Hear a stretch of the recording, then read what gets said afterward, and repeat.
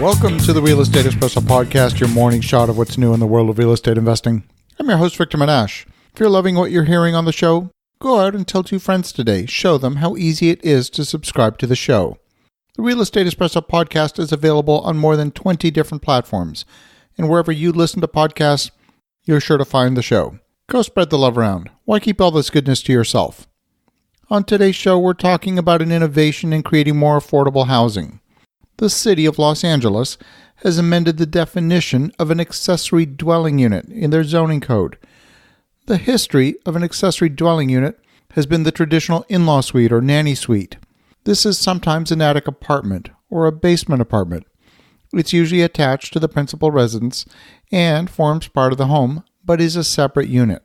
In these secondary units, the utilities come from the main house, and they're usually considered to be part of the main house. Under the latest change, the City of Los Angeles is adding movable tiny houses to the definition of an accessory dwelling unit.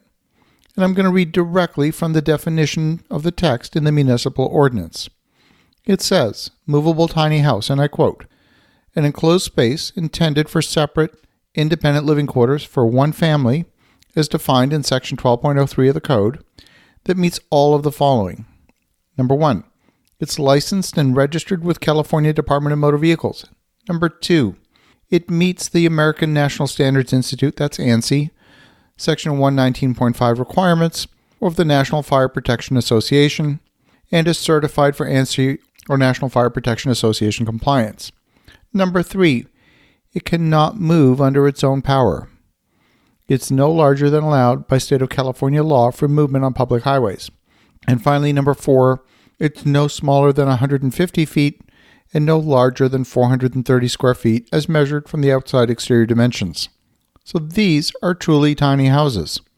There are quite a few restrictions. For example, no accessory dwelling unit is permitted on any lot that is located in a high fire hazard severity zone. It's got to have one parking spot required for an accessory dwelling unit, except that sometimes no parking is required if that accessory dwelling unit is located within half a mile walking distance of public transit. All of the exterior walls and the roof of a movable tiny house, if it's used as an accessory dwelling unit, have to be fixed with no bump outs, slide outs, tip outs, or other form of mechanically moving room area extensions. If your lot is large, you're only allowed one of these on the property. It doesn't matter the size of your lot. You're only allowed one. And if the tiny house has wheels, the wheels have to be covered and hidden. Same thing with the trailer hitch. The house has to sit on a paved surface. You can't just put down some gravel and bring in a trailer. So the question is, why would the City of Los Angeles want to bring movable tiny houses into the city? Exactly who is it helping? Is it, in fact, creating more affordable housing? The fact is, it is creating a small amount of affordable housing for those who reside in these tiny homes, but equally important, it's making home ownership more affordable for those who wish to purchase a single-family home, but they can't quite afford it. The extra rent coming from renting that accessory dwelling unit helps subsidize the home ownership cost. Now, the city's putting all kinds of restrictions on the types of homes, and it's pretty clear that you can't just go buy an RV and hope that it's going to qualify as a tiny home. They put a lot of rules in place to make it really difficult to use an RV for this purpose, without coming out and explicitly saying that they're outlawing RVs.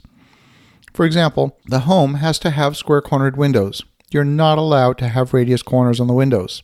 Materials on the exterior of a movable tiny home, they exclude single-piece composite laminates or interlocking sheet metal. The home can't be more than 2 stories, and you're not allowed to place the tiny home between the main house and the street. Those who live in tiny homes have given mixed reviews on the experience. On the plus side, you save money not just because the property's small.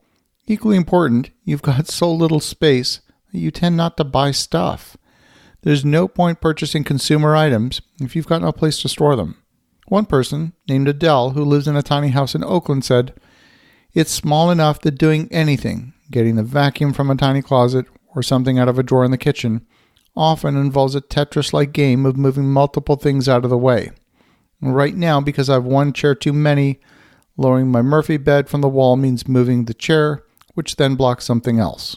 And while numerous cities and towns in California have received criticism for their handling of affordable housing, this is one area where I think the innovation actually may be helping solve the problem. As you think about that, Have an awesome rest of your day. Go make some great things happen. I'll talk to you again tomorrow.